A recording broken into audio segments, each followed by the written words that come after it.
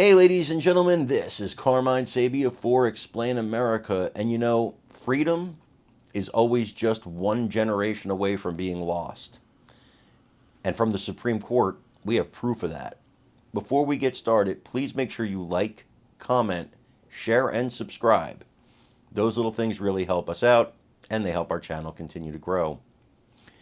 In one of the biggest free speech cases of all time, maybe the biggest free speech case of all time, plaintiffs have argued that the government going to social media companies and asking them to censor and remove certain things about, speech things like, things about public health. Remember them removing that? Or things about how they feel about an election? That's the government censoring speech. If it is, it's a violation of the First Amendment. Well, liberal Justice Ketanji Brown Jackson, she made a really weird argument that caught the attention of a lot of people. She said, in this case, it seems like the First Amendment is hamstringing the government's ability to basically police speech. Yeah, that's the job of the First Amendment, Supreme Court Justice. I don't know if you studied the Constitution in Harvard Law, but that's the actual purpose of the First Amendment. That's the whole point. It's to hamstring the government from silencing your speech. It's the entire thing.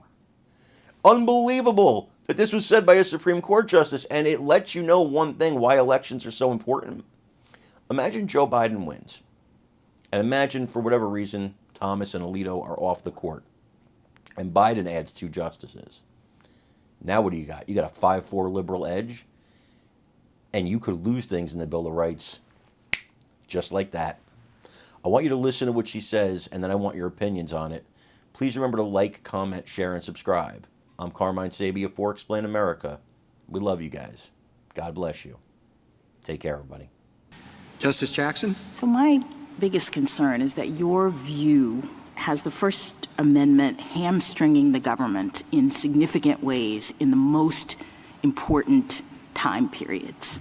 What would you have the government do? I've heard you say a couple times that the government can post its own speech, but in my hypothetical, kids, this is not safe, don't do it, is not going to get it done. And so I guess some might say that the government actually has a duty to take steps to protect the citizens of this country, and you seem to be suggesting that that duty cannot manifest itself in the government encouraging or even pressuring platforms to take down harmful information. So can you help me? Because I'm really worried about that, because you've got the First Amendment operating in an environment of threatening circumstances from the government's perspective, and you're saying that the government can't interact with the source of those problems.